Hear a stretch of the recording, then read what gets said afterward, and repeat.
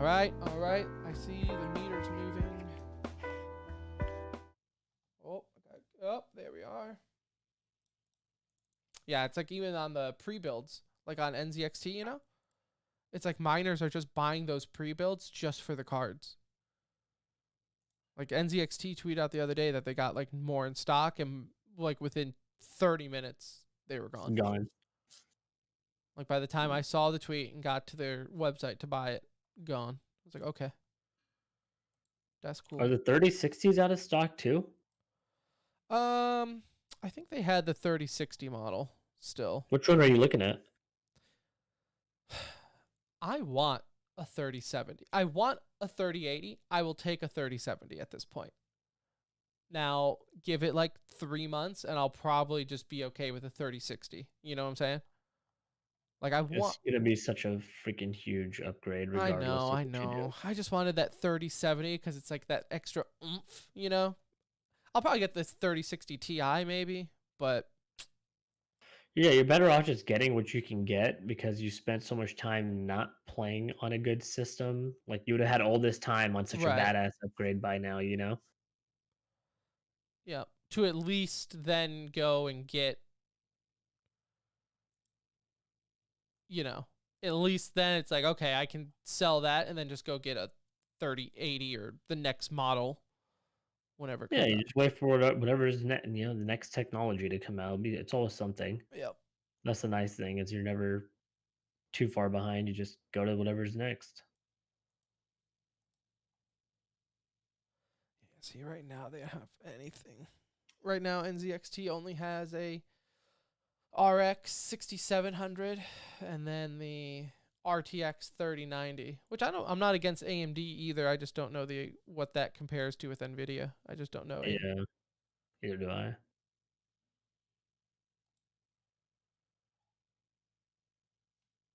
Fuck it. Buying a new PC sucks. I have a buddy of mine who's like building a PC and he's like, man, it's really hard to get the parts. Is it always like this? I'm like, feels like it. Recently. Feels like it. The last couple of, for the last year, definitely. All right. Let me just get a new liner in here.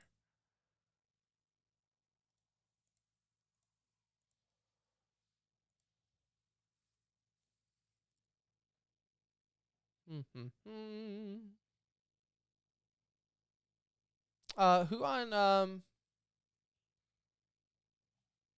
Astralis is having a kid? Glaive. I put it on there. I'll use his liner.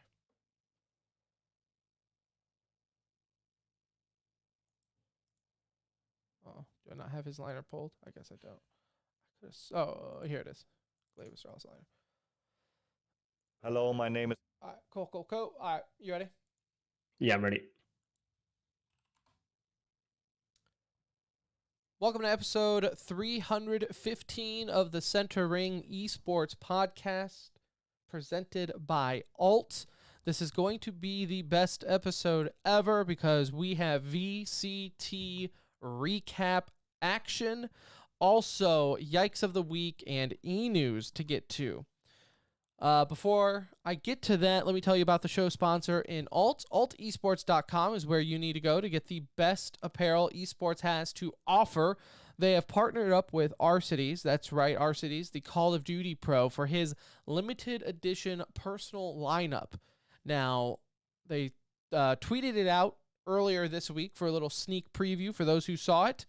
You will not want to miss it. So you will want to go to altesports.com, follow them on social media, so that way you know when you need to get there for that drop. Anuj, red and black tie-dye. It's what the kids want. So got the nice little rose on there. So clean looking. I will purchase one. I won't even ask for a free one. Because I support Arcides. So I will purchase with my hard-earned money. You can also go there, altesports.com, and pick yourself up some TCR merch.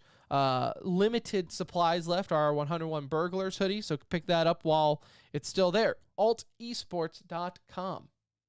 Hello, my name is Clay. I'm the in-game leader of Astralis, and you are listening to The Centering. Okay, so let's start.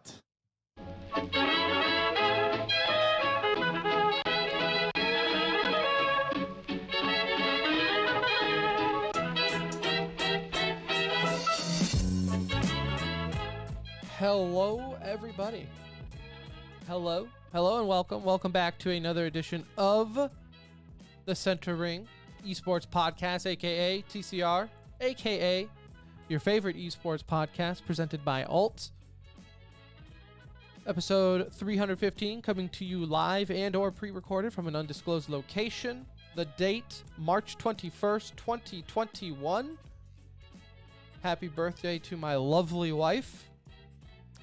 The time is 9:10 p.m. Central Time. Follow us on Twitter at The Centering. You will find our Discord link and our Patreon link in our description. So if you want to support, there you go. We would love you forever. And I guess everything else is on the website, tcr.gg. My name is Tim. I'll be your captain for this journey into esports, and alongside me, as always, is my best friend, my brown friend. It's Anuj. What's up? What's up, dude?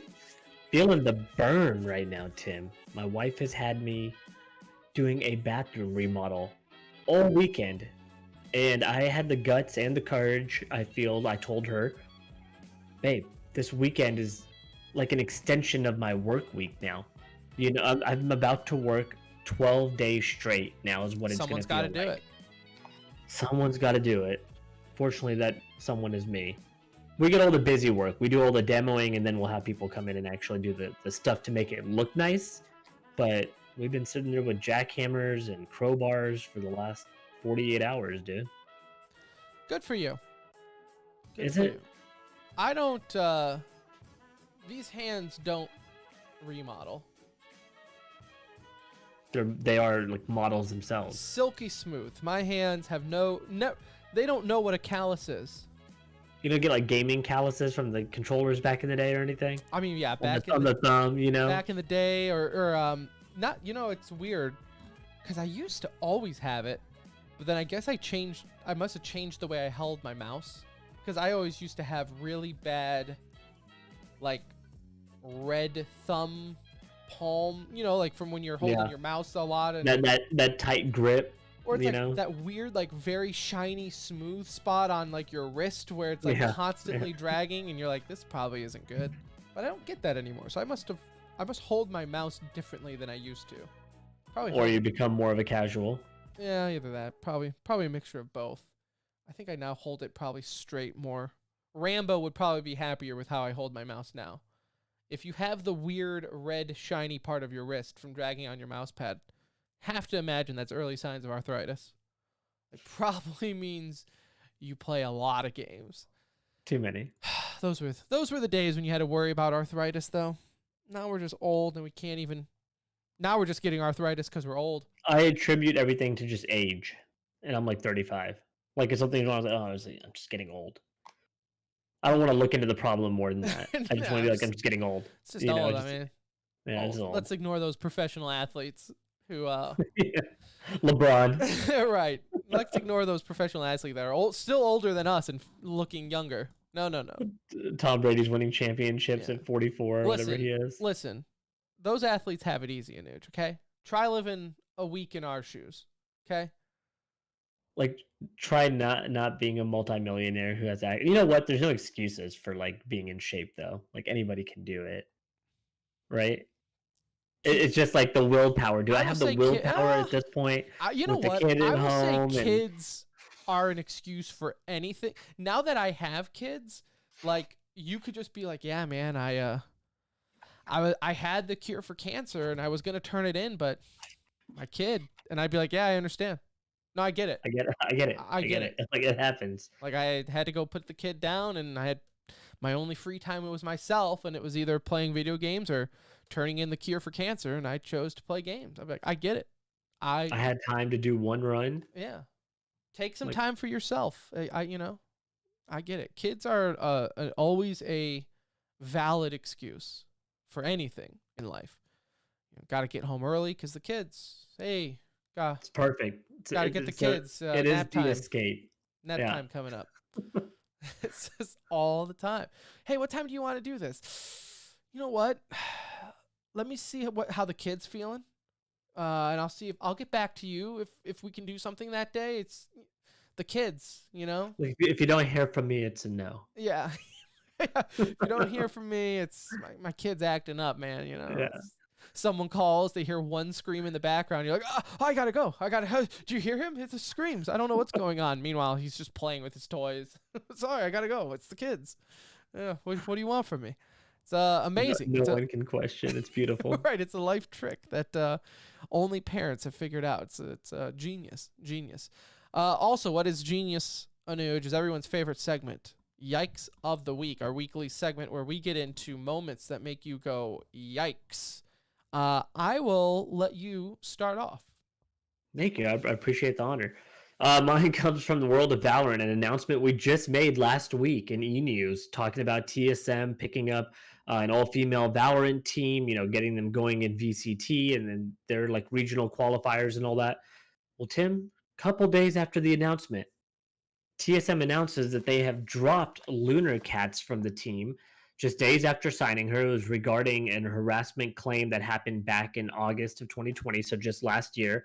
But that surfaces and details were shed to light. Essentially, Lunar Cats accused another female pro player that was playing for SOAR at the time, accused her of flirting and doing some sexual acts in order to get the job. I won't go into more detail than that. Accused her of this and then some other stuff. Essentially continued to harass her even via DMs.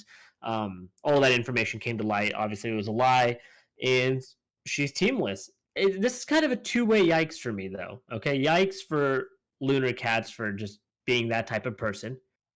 Yikes for TSM for probably not just running a quick Google search on somebody and seeing what pops up, because I don't feel like that would be too hard to find. Chances are Dexerto had a whole article on this on the front page. Yeah, the day that it happened. Found this within like 48 hours of the signing, I'm sure they had their methods. Good on them for doing right and getting rid of her. If that again, that's who really she is, and throwing false accusations in a time like this already where it's like super tense and you can't do that shit. So rough go. She was a pro for a few days and now she is LFG. Feels bad, man.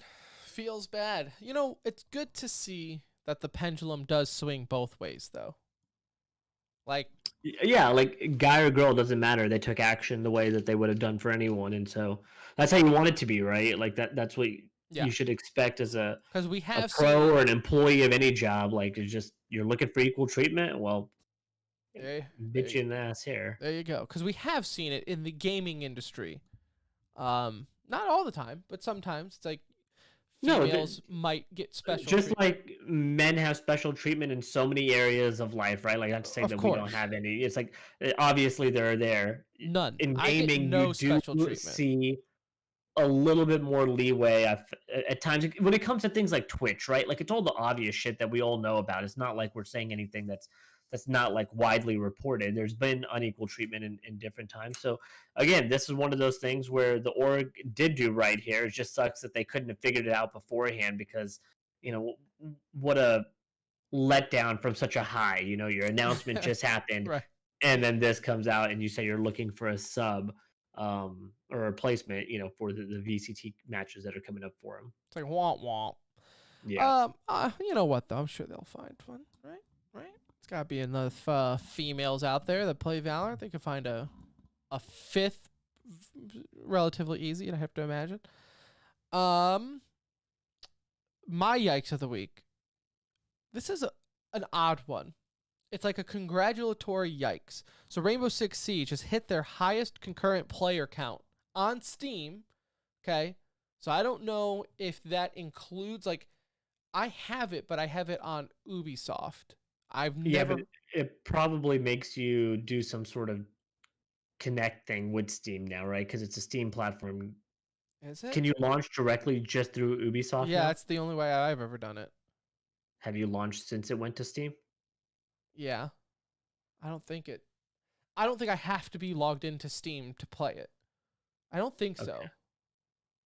I'm gonna assume not, because the article made it very like specific on Steam, like Okay. not concurrent. Yeah. Also, because the number seems somewhat low. Steam probably has you link it to Ubisoft, would be my guess. Right. You probably got to log into the Ubisoft Right. I would account. assume that's the other way. Yeah. Right. Like how Yeah. EA does it. Right. You play a Yeah, game yeah. on Steam. Origin and all that stuff. Right. Yeah. So their concurrent, they hit their highest concurrent player count on Steam at 200,000. Now this is also a free to play week, also known as the 1 week of the year that I will play Rainbow Six Siege, because it's the 1 week of the year that I also feel competent playing with other newbies. But also, people are saying, Anuj, this is because of a bug. So, and now this has happened to me before, where, you know, in Steam, sometimes you close out a game and it still says it's running in the background. So you have to like Control-Alt-Delete and then end the task. Yeah. Well, that's what's happening with Rainbow Six Siege at the moment, but apparently at like an alarming number. Like it's not just like a couple people here and there. So they're saying Anyone that's closing out the game, it's still running. exactly. So they're saying that like, yeah, the reason they have 200,000 players playing at the moment is because the game isn't actually closing for anyone. You're closing out the game and it's constantly running in the background.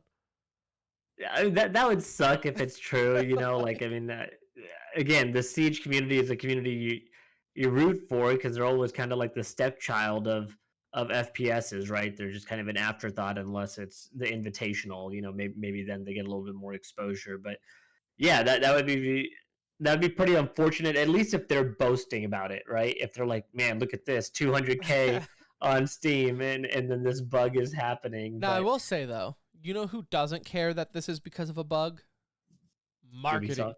Yeah, Ubisoft. They don't care that it's because of bug. They'll take this to the Rainbow Six team is going to take this number to the higher ups for their reason of a bigger budget. Like, hey, so we hit our like highest number ever. No one really. It just seems like people really like the game all of a sudden. No real reason on to why. Can we get that bigger budget then? Can we get that bonus? Call all the sponsors, start renegotiating right away. Oh yeah, yeah. They don't have to throw in the fact that it was because of a bug. It's just no. It's just hit really popular all of a sudden. Hey, give me a bug that showed me 50,000 people listened to this episode on day one. Trust me, I'm posting it tomorrow. Oh, we're hitting and then up. like the next emoji or the next like thing you'll see will be a GIF of like the contract signing. Yeah, Like, we are. wait, I will turn that real quick. Reaching out to every energy drink company out there. I asked the question. That brings me up another point. You know, I asked the question one time. Do you realize that we are 315 episodes in an esports content show, and we don't have a drink sponsor? So are we really esports at all? Yeah. Like, if you don't have some BS affiliation code to get 10% off already overpriced drink, are you really esports? We do it with gambling though. So we're like halfway there. True. You know? We're True. halfway there. That is true. Well, So hey, if a drink sponsor is listening and I will gladly would love take to it. work with us, I have a shelf right here that I'll display all your drinks in. Change the blur effect, tone it down a little bit so you can clearly see it back there. I've recently cut out energy drinks. So I am 1 week sober from energy drinks. Yeah, but So I will Tim, need that. have a shaker in your That's hand what I'm with saying. water in it. Well, and like, just, those shakers are supposed to be better than energy drinks in the sense of Yeah. like they don't have all the crap. So I need one of those sponsors now more than ever. a TCR shaker would be cool. I think it would look good, Because- especially for two people that don't work out. Oh yeah, 100%. Yeah. 100%. It's like that one time that chair company asked us to do sponsorships with them, and then we said, The okay, NASA yeah, chairs. yeah, can we get like a chair then? Oh, no, we can't do that. So it's like, so you want us to sponsor your chair, but then use a different chair on stream? Like that doesn't. Like, That was a fun conversation, say, wasn't it? it's like say that back to yourself and then get back to me on how that sounds. I think he realized that in that conversation was like, yeah, this is not going as intended. They're asking questions. some of the conversations we've had with like sponsors and the deals they throw out, and it's just like, this doesn't make sense for you. Like, This is a bad idea for both of us somehow. Right, like I'm helping you out. Like, doesn't make any sense. All right, so there's Yikes of the week. Maybe one day we can do a sponsorship talk and talk about all the funny sponsors that come our way. But let's talk some Valorant, because we had the Valorant Championship, or the Champions Tour, wrap up this week. We've had, mainly we'll talk NA. Real quick, let's just talk EU, because I know you watched some of that, given your sleep schedule and everything here. So your thoughts on EU? Yeah, I mean, I think the obvious finals that everybody was anticipating to see with who was remaining was Fun plus Phoenix and Heretics. You know, both these teams have consistently been at the top. It's not, again, like we follow, like we've, as we mentioned on past episodes, you know, it's not like we follow a ton of EU, but I did learn a little something. Okay, so Ascend pulled out on top. They ended up winning the EU VCT championship, beating Heretics 3-2 in a best of 5. CNED is an opper for Ascend. He plays Jet. Dude was incredible, and it was sad because I was like, I haven't seen him play before until like this tournament. You know, it's the first time I caught a glimpse of him, and I was like, wow, like this guy is like next level kind of good. And it's always, what always stands out to me when you watch somebody like Simple play in Counter Strike, or Zywoo's another great example in Counter Strike. When you see people that look better amongst a group of professionals, right? Like when they stand out enough to where it's like, oh, there's something like potentially special here. I felt that way watching him, and it was cool because that's not traditionally the style that EU plays. Like EU Valorant is very different than NA Valorant. Like in their approach to the game, it's just not that similar. Like there's a lot more of a support aspect, I feel, to EU Valorant. Like they don't really focus on the duelist role nearly as much. They won't like double up duelists, or certain duelists that they just don't really touch. You know, like Reyna is played by Scream, and that's really about it. But Jet's kind of another one of those agents that you don't see like a ton of offers using it. I think more so now. CNED's again one of those guys. So name to keep an eye out for. It was cool to see them take the trophy at the end. I got to watch them play against. You know, they knocked out Nip earlier in the tournament, and then carried their way through, beating Fun Plus and, you know, Heretics. So knocking out the two best, deserving win, and look fun to watch them, you know, on the big stage later on too. Like they're the real deal. All right, so I will keep an eye out for him. I'm really curious because I'm hearing more and more as things go on. Now, this could just be Europeans fluffing their own tires, but I have heard like EU, like on paper, is starting to look better than NA. Now, I still don't necessarily believe that, just because it's so difficult to see with the competition, right? But I guess we'll know soon enough when it comes to a LAN. But we'll have to wait and see. Now, switching over, going to the other side of the pond, as they say, Anuj, with the NA side of things. I think last episode we were able to at least talk. I think we were up losers bracket round 2. Yeah, we were at the upper finals and then lower round 2. Okay, so we knew who were in the finals, just not for the lower bracket side. Yeah, we knew who one of the two final teams would be. Yeah. So that being said, let's just highlight some of the disappointments on the NA side. 100 Thieves. I don't know if, because I know you and I were very high on them.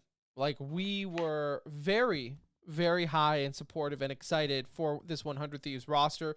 Even with Ethan being a new player, they seemed to perform well with them with the few matches that we were able to see. And it was very, I mean, it just looks like they came out very flat-footed against Gen G when they got swept 2-0. And it wasn't really even like the closest of 2-0s. Icebox was 13-11. But, I mean, even looking at it overall, you had some of these players on 100 Thieves that are normally, like, supposed to be, like, key players, like Hiko, got 19 kills across the entire match. For both maps, he walked away with 19 kills. Yeah, I mean, like, so Gen G on Ascent, they were so aggressive towards, and I'm drawing a blank on like this. I think it's A side. No, it's A side, right? Where the ramp is up top. Yeah. Like you can stand up top. I think it's A site. Anyways, they were so aggressive and they took that site like 10 times out of the 12 rounds on their T side. And they kept pushing it, kept pushing it. They would split it occasionally. They would take mid control, and it was like rinse and repeat. And it looked like 100 Thieves just didn't have an answer for them. And that was the most disappointing part, is that they couldn't like overcome basically what felt like, as a viewer, one strategy that just kept working over and over again. And for them to not win this tournament, to me, is not super surprising, considering Ethan is still like a relatively new addition, and although he was great at Counter-Strike, it's still a new game. There's still so many nuances to learn. If unless he was grinding this game while he was a CS pro, which I'm sure he was playing, but there's a difference in like playing as a professional and playing to see if you like want to make the I switch. mean, he's pugging, right? If you're a CS pro playing Valorant, you're pugging. You're not sitting here learning. You're not in scrims, right. like doing all that stuff. And so I give them a little bit of a pass, but like Gen G has also looked like a different team since Kusta joined back in January.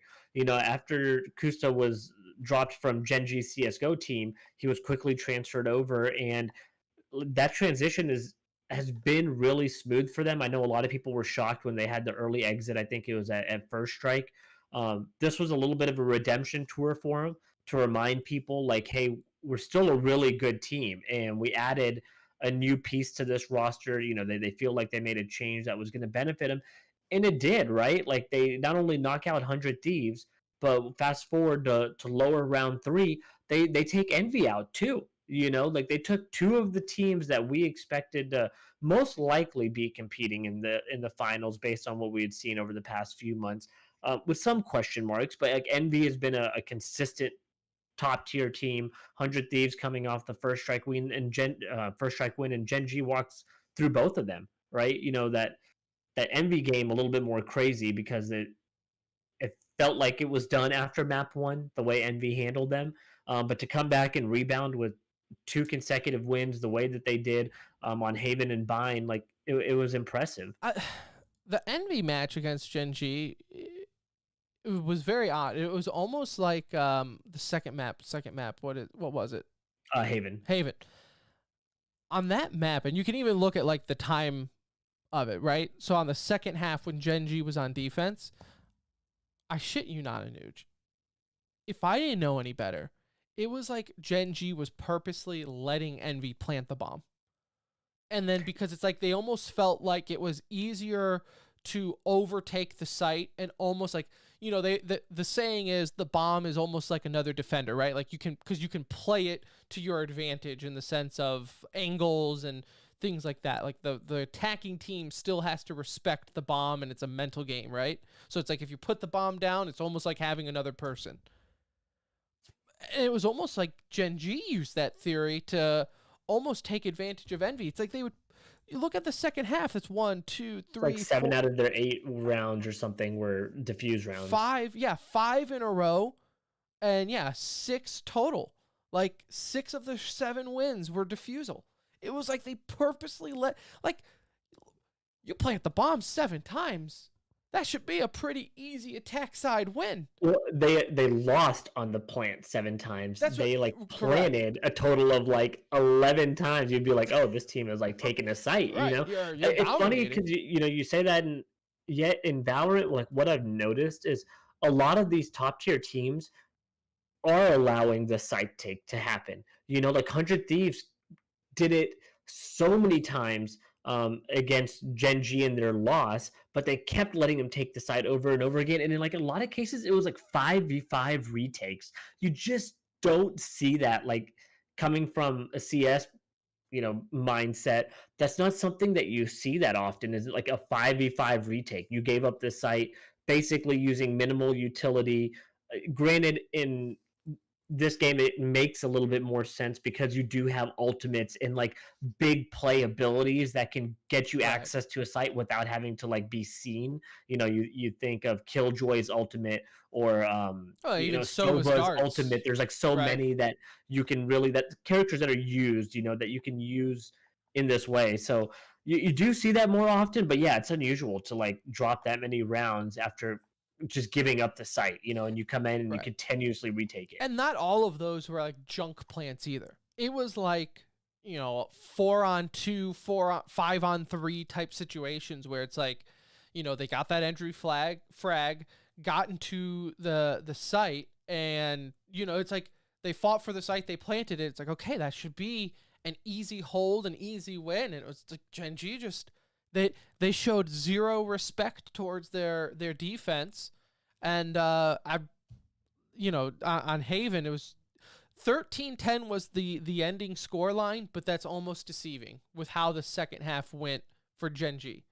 Yeah, they held control, right? They lost a couple of like pistol rounds and an economy round early on, and then let like 1 or 2 rounds slip after that. The rest of the it's half, like 13-10, so they really had control. Yeah, 13-10 makes it seem a lot closer than what Haven was, in my opinion. Yeah. Now, switching over though, we didn't get our NV100 Thieves matchup, which, I guess on paper is disappointing, but 100 Thieves looks a little rusty. You had Sentinels defeat FaZe 2-0 in the upper bracket finals, which knocked them down. So you had the FaZe Gen G in the loser bracket finals. Did you have any thoughts on? Yeah, like Gen G let this opportunity slip up. Like I really did not want to see a FaZe Sentinels rematch. Like just was dreading the thought of a FaZe Sentinels rematch because FaZe is not on Sentinels level. Like it was clear in the upper finals matchup against those two teams, and it was evident in the grand finals against those two teams. And so like in the lower finals, I really wanted to see Gen G pull through because I'm like, okay, Gen G beats Envy. Gen G takes out 100 Thieves. They deserve. I felt like they deserved that shot to go and get Sentinels, and they let it slip. And so to fall to FaZe there, like granted, FaZe has been playing well. Like they've been playing really well, and I hate to knock them.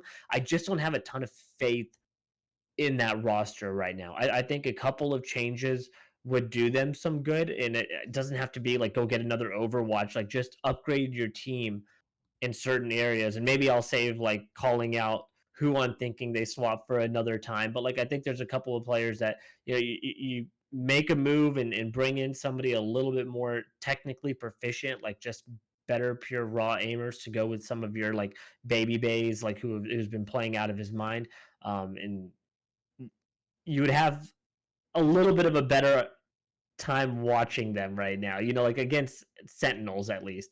I want to jump straight to that, because that's where that's what everyone wants to talk about is the Sentinels FaZe matchup, but let alone just Sentinels in general. Keep in mind, friendly reminder for those keeping score at home, this is Sentinels minus Sinatra. Sinatra is still being suspended while his allegations of I really don't even know what he's being assault, I guess. Well, I don't know legally. I don't know what he's being investigated for, but right, his whole ex accused him of I'll just lump it all together with Me Too stuff. And so he's being investigated for that. So he's currently suspended from the Sentinels roster, rightfully so. So they were like, oh no, we got to get a sub. Who are we going to get? Well, let's just get the number one player in the game. Let's get content creator Tens in. So Tens was subbing in for Sentinels, and I mean, it's not even fair. They dominated. Like they absolutely, the only map that had a chance was Ascent, and FaZe took like an early lead in that match. I think they were up like 4-1, 5-1 to start off, and it faded. And you could see it kind of fading, but they still had that second half opportunity up 8-4 to like close it out. And when they lost map 1, I knew like, oh gosh, here's the snowball, right? Like that was their chance to get some momentum and see like, okay, hey, we can beat this team. But losing after an 8-4 first half, a 5-1 start, economy rolling in your favor, and then Tens comes out and gets like a pistol ace, and it just shuts the door on any chance FaZe had at that point. But look, Sentinels is just a better team. Okay, like they're better. And who mentioned this after in their interview? I think it was Sick or Zoms maybe. Anyways, one of them said we're better individually and we're better as a team, and it's true. Like you could see the differences in this squad. Like Tens, first of all, dudes on another level. I hate to even say it because it's very clear he just quit on Cloud9, right? I don't think it was quitting on professional Valorant, but he needed a way to quit Cloud9, and that was his excuse in my mind to do that. Tens is coming back.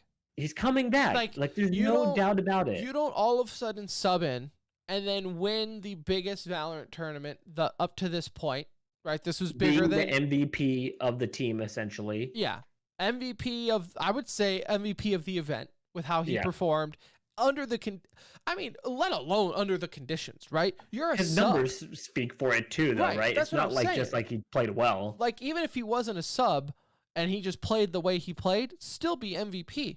But then you want to throw in the little spice of, oh, by the way, he hasn't played with this team until up to 2 days before the event. Like, my God. Like, the dude is hands down easily the MVP of the event. Then you win and dominate. They dropped one map, Anuj. One map in these playoff brackets against Luminosity the first round. Yeah. They swept FaZe entirely. FaZe being a team that was surprisingly, I don't necessarily want to say overperformed because they were looking legit, right? They looked really good against everybody except for Sentinels, right? Like surprised by FaZe, but they definitely, I don't think, are overperforming. I think this is. Do you expect to see that consistency from them going forward, though? I do. I do. I think it also helps that it seems like every other team is a little shaky at the moment, right? Like this might just be a perfect storm of FaZe kind of found their stride, and then other teams like 100 Thieves and TSM is looking a little shaky, so maybe FaZe can take advantage of that and kind of leapfrog over them a little bit if you want to look at it that way. But I look, like you said, other than the Sentinel matches, there was nothing from FaZe telling me that they were off. No. Yeah, it just in the Sentinels matches, it looked like they were getting bullied, and that was a problem. Like I just didn't see enough fight. Now, granted, Tens again on another level. Dude led the tournament in average combat score, highest KD. I mean, his average damage per round was top 2 or top 3. Like his stats are just insane. So to say that they lose Sinatra and then pick up an MVP caliber player, like it almost feels like cheating a little bit. But this tournament was built once we found out that Tens was subbing in. It still felt like it was theirs to lose, right? Like you didn't necessarily want to doubt him too much because they still had 4 out of the 5 core players, and the sub isn't any slouch. And Tens has been playing just as much Valorant on stream than he probably was playing as a Cloud9 member, honestly, like about the same amount. So it's not like they didn't lose a step, and they might consider this a permanent switch. Like, how long do you wait for the Sinatra issue to clear up? What kind of blowback are you going to have if you keep him on your roster? Like, maybe the gods just gave you a gift, and look, this might be the move to make, right? Rather than waiting for things to potentially clear Sinatra's name. Like, there's just a lot of stuff going against him. So I don't know. That is a tough spot, but not a bad situation to be in if you're Sentinels at the same time. Like it is and it isn't, right? Yeah.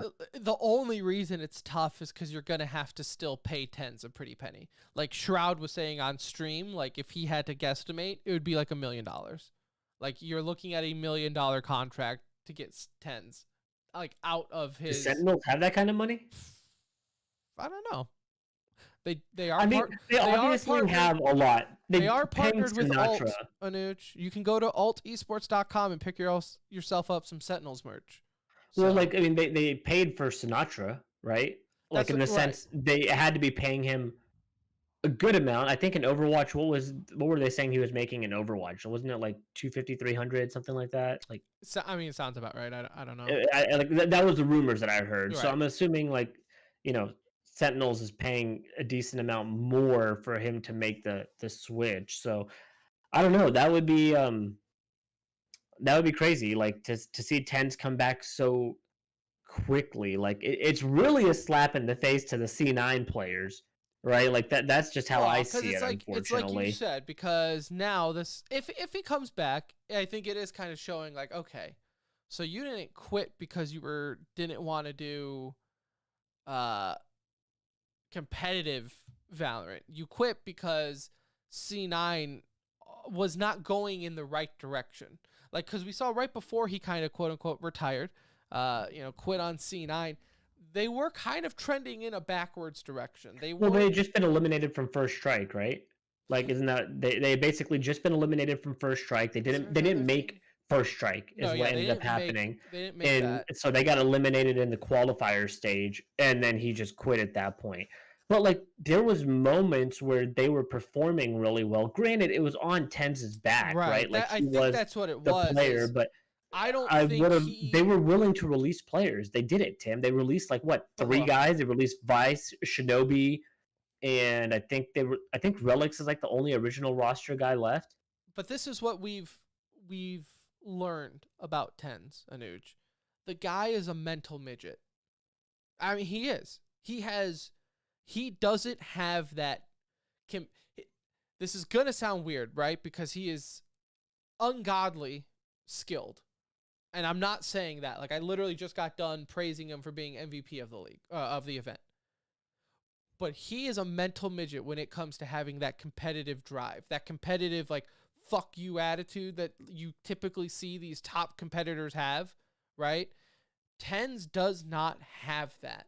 So when he's on the struggle bus with Cloud9 and it's like the pressure is on him, he's tapping out. He's done. We kind of saw that like in Counter Strike a little bit too, right? I mean, same, not the same situation. Like he didn't quit on But the the team. pressure, I the feel like, spotlight was on him because yeah, he was he kind was of a new pickup. He was the hot new pickup, mm-hmm. right? And it He didn't was supposed to be the necessarily new, go like, as planned, and yeah, then it went south because he was relatively supposed quick to be after like the that. new Stewie. Like, people were saying, like, oh, a young kid picking up from Cloud9. All right, unknown talent, but supposed to be good. Like, that's what Stewie was, right, when they first signed him. Obviously, that didn't work out for the CS side. But that being said, Tens on a roster that he joins that wasn't built around him, right? The pressure is relatively low compared to when a roster is built around you, right? Like, I can only imagine if your Tens in the Cloud9 situation, it's like if they're backing up everything for you, it's like, oh man, like that's pressure. Like I have to be simple every game, Right. right? Like that's the attitude you have to have in that situation. If maybe he doesn't have that, maybe he does. I don't know, right? Like that's 50-50 shot. But But on him Sentinels, joining a roster like Sentinels, yes. you're right. A lot of that pressure is alleviated. Like you're joining a winning roster. You are the best player on that roster, but there's no slouches around you, right? Like all of these guys can obviously pull their own weight and do what they need to do. I mean, Sick is one of the best players in Valorant. Like he is just awesome and good for him because we saw him like constantly looking for a long-term home in CS. So it's great to see him have this type of success. Um, I'm, I'm as curious as the next person now. Like I want to know what his next move is going to be. I'm happy he is coming back to competitive, right? As much as we've like shit on him, like I'm happy he's coming back to competitive. He is one of the best players in the game. So to see him competing or to see him not competing is just a sad thought, especially as we start to go towards LAN and we're going to be just NA homers to the max. Like, I want to see our best available. And so he's one of them. And look, wherever he chooses, but it seems so right to like find a way onto the Sentinels roster. Now, I will say this too. If he doesn't decide to come back and play professionally full time and he's like, nah, you know what? I think I'm just going to go back to, this was fun, but I'm just going to go back to content creation. He's dead to me. Deader than he was before. Like, at that point, Riot needs to step in and being like, bro, you are like the top player. You cannot just be a gun for hire that pokes in whenever he wants to sub in for a team and dominate. Like, you're messing with That would be whack. Like, I would hope he's that messing with the ecosystem at that point. yeah, that also cannot happen as Valorant progresses. Like, a little easier to kind of do this stuff right now. And also their situation like really sucked, right? Like, it wasn't the rest of Sentinels players' fault that Sinatra is tied up, in the middle of a shitstorm right now. So I am glad that VCT allowed them to have a sub, because that would have sucked if they had to like drop out because of one player's mistake. You penalize the other four, like that. That Right. would be terrible. I'm not anti sub. I'm anti him subbing to a bunch of teams Yes, I'm because of how anti good he him is. being the top player in the world and just acting like a gun for hire. That's Yeah. what I'm anti. Like, if he No, wants to, I got you. Yeah, if he wants to float around free agency, every year, that's fine. That's okay. I don't want him to be like a, like if You still wanted to be a gun for hire. right, like if Messi was not officially on any roster and he just kind of floated around whenever a team needed him, There's like a big game coming up, and all of a sudden Messi's running out there. Right, like, oh man, we qualified for the World Cup. Can we sign you up for our citizenship or something like that? Like, like, oh, we need you for this qualifier. Let's just bench this one guy to sign you for this event. Like, I don't need that in my life. People that should be subbing in should be how you look at a backup quarterback, right? Like, Yeah. they're good, they might be capable, but they're not like They're not good number enough, one. right? Yeah, it shouldn't be like Tom Brady is all of a sudden subbing in everywhere. I agree completely. Like, it's just a sub is not supposed to be a star player. That's not how that works. No. So there you have it. Sentinels is your victor for the Championship Tour North America. Now, this is stage 1. Yeah. Don't ask me how this stuff works, Tim. I don't know. I just know there's a lot of stages. We get a lot more of these. They're all going to be fun. I think at the end is how it determines like who goes to LAN or something like that. Possibly some tie-in there. I was about to say, I don't have the notes in front of me on how this whole thing is set up, but I just remember it being a cluster F when it was all announced, and I was like, hold on, this is a qualifier for what? Like, what is going on? So, Champions Tour North America Stage 2 starts April 1st. What? Does it? Like in 2 weeks? In a week? Next week? Okay. I mean, yeah, it's like a huge. All right. Yeah. All right. I'm down. I'm not complaining. It's part of the Valorant Champion Tour Riot's official 2021 tournament circuit, April 1st through April 11th. The championship will be April 29th. All right. Look, I'm on board. Pedal, like, just hit the gas and don't let up. I love it. That's the way it should be. I mean, I'm not going to complain, honestly. Like, it's more Valorant. We get to see all the teams again competing, and, at least we'll keep it. I think they're doing this like 4 or 5 times this year, so it should be pretty consistent throughout the year. Just re-rack, right? Just re-rack them. Let them go at it again. I'm 100% down for it. So there you go. So I guess we still have some big Valorant to talk about next week. Exciting stuff. What's also exciting, Anuj, is E-News. E-News brought to you by Philly Esports. PhillyEsports.net is where you need to go to start your professional gaming career. They host monthly events, now held online, thanks to your good pal Corona. Just this weekend, just yesterday, you would have competed in the 2v2 gunfight tournament, free signups. So it was for free, and you could have won cash. So congratulations to the winners there. Keep an eye on their socials and their website. You can follow them at Philly Esports. Do not have to be in the Philadelphia area to do this, by the way. You can sign up anywhere. And keep an eye out because they will be announcing here shortly their April event, and we'll also keep you up to date here. PhillyEsports.net. All right, E-News.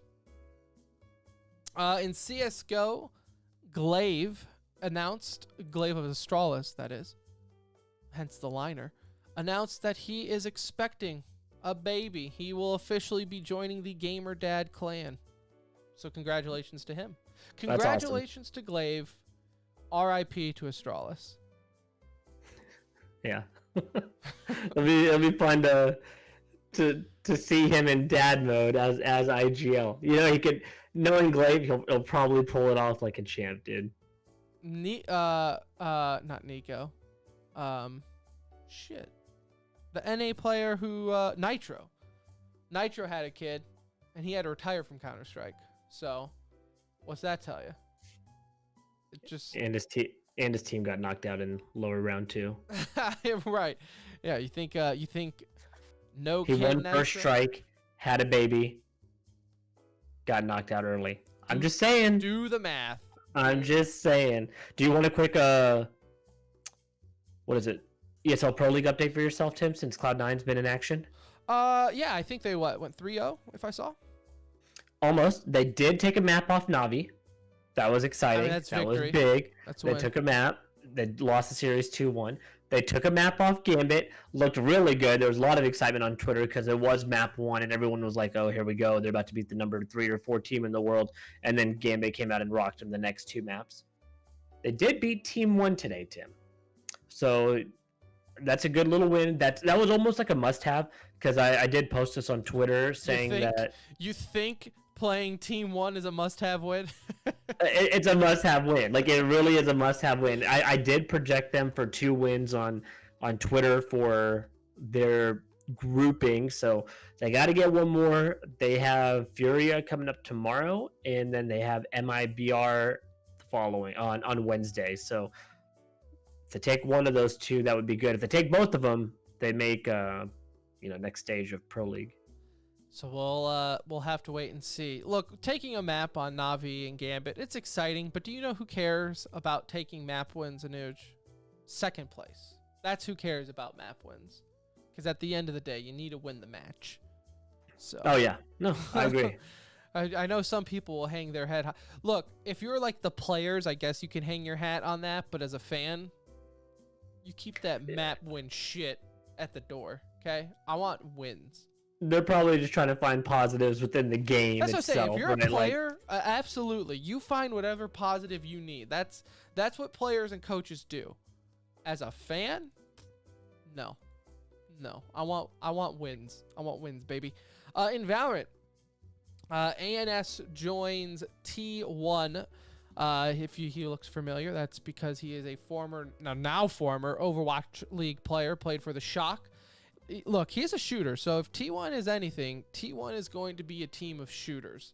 They are going the classic NA route, just load up on shooters and figure the rest out later.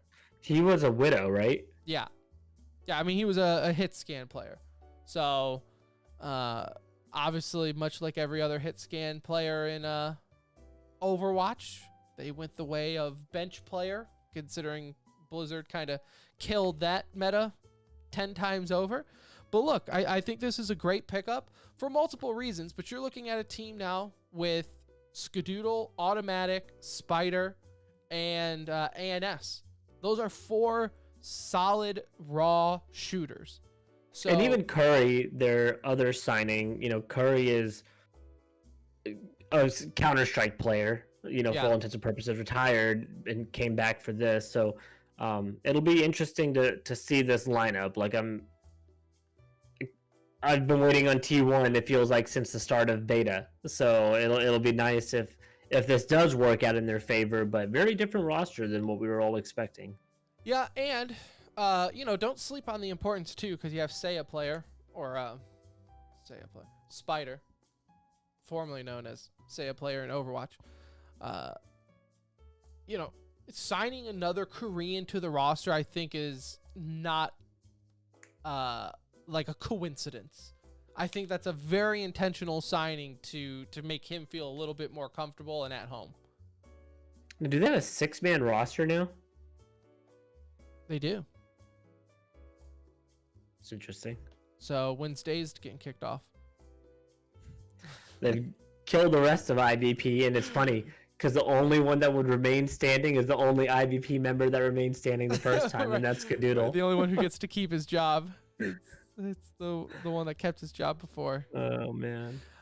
So yeah, I know. I think having 2 Korean players, I don't think that's a coincidence. I think that was definitely intentional. So I like that pickup for T1, a team that has really, struggled outside of like that first month of Valorant when like it seemed like every team was #1 in the world at some point in time, right? They have struggled, I think, the most from that original core teams that signed. So we'll see. I guess we'll know next week, I guess, when they're starting to qualify for Masters Stage Dose. In COD, we did have week 2 of Stage 2.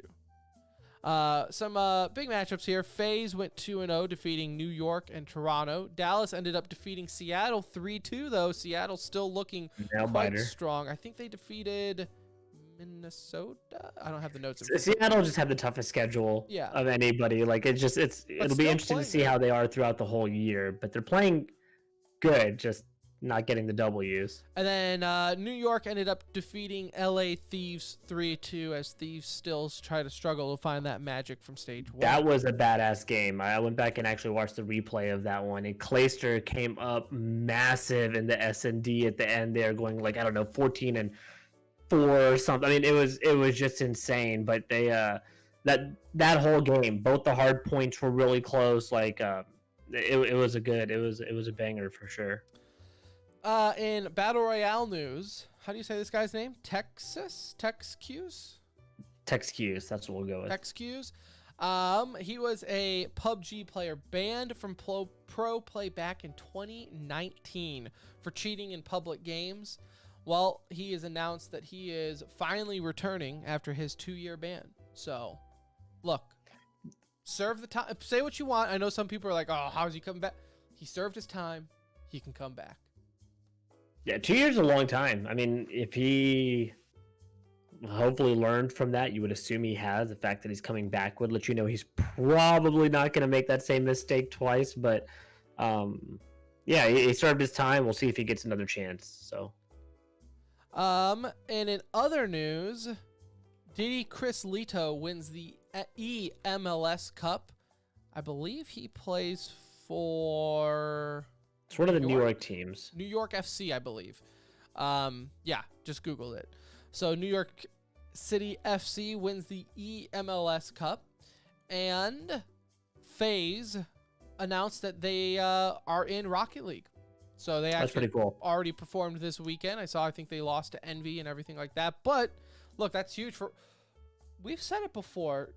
If we just had the money, right? If someone was like, hey, here's all the money you need to start up one team in esports, I think Rocket League would be the game for me.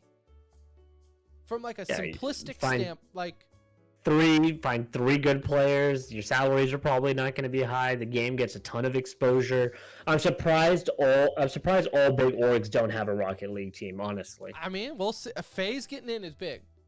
Yeah, and there's already, there are big names in Rocket League. I'm just surprised every org doesn't have a Rocket League team. Especially the game is old, but not like old in the sense of like worn out. Like it's still wildly popular. It just went free to play, making it even more popular.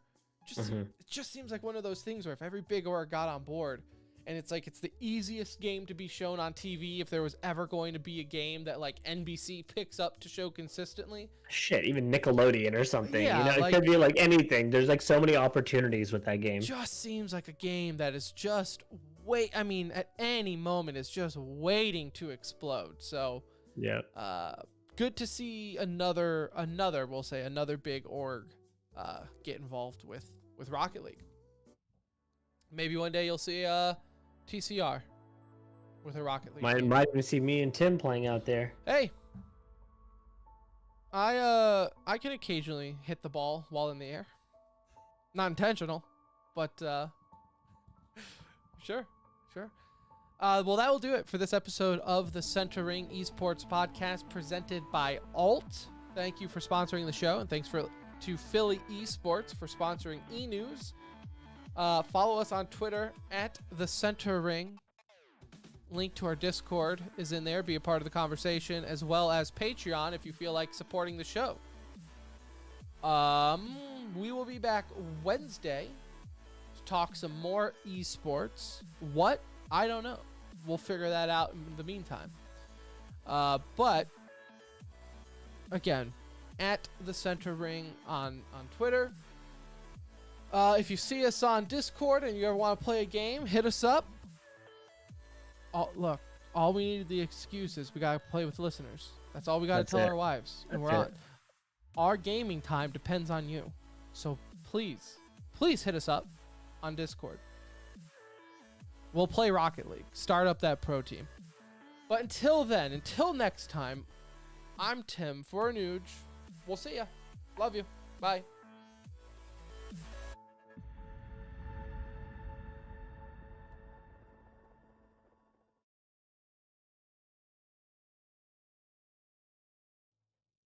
Okay.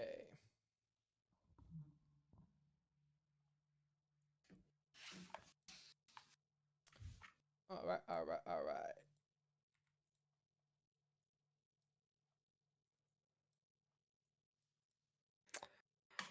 I switched to Verizon this weekend. Oh yeah, we switched to on Verizon cell phones. a couple weeks ago.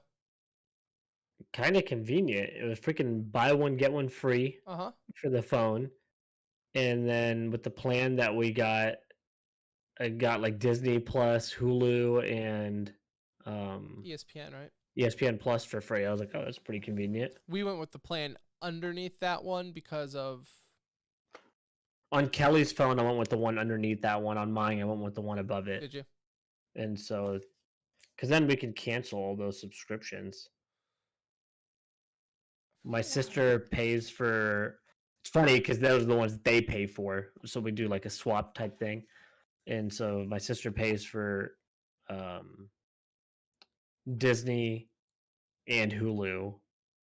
ESPN Plus is not that big of a deal because we have YouTube TV. So, but still, that's 2 memberships we got to cancel. So that's I pretty. forget why we didn't. We were like, I think we did the math, and we were like, oh well, it doesn't really. Whatever situation, I don't know what it is, but yeah, we went to Verizon. Finally, we just had to throw in the towel. I mean, it sucks because like T-Mobile's customer service is like awesome, but their service is just so inconsistently bad. Mm-hmm. It's like, dude, I'm at my house and like I cannot call. Like, it's like I kind of need to have service in my house. I'm paying less with an unlimited plan. I wasn't unlimited with Sprint. Oh, really? Yeah, and I'm paying less now, and they're 5G compatible. So we're paying more, but again, it's like T-Mobile's cheaper, but it's like, okay, but when your service doesn't work half the time, yeah, defeats the purpose of being cheaper. We're paying $27 less. Damn. I guess it was just that grandfather. It'll actually be $17 less when I add my Apple Watch to it. Yeah. Oh, you stuck with Apple. Yeah, so that'll be like $10 more a month when I add. I just didn't add. I couldn't add that today, but so it'll actually be $17 less with an unlimited plan. I was like, oh, and Kelly's using his iPhone 6, and it's on iPhone 12 now. Jeez. So it's like gonna be a huge camera upgrade for her, which is all she cares about. I'm gonna kill the stream so we can edit this. Love your face. Love you guys. God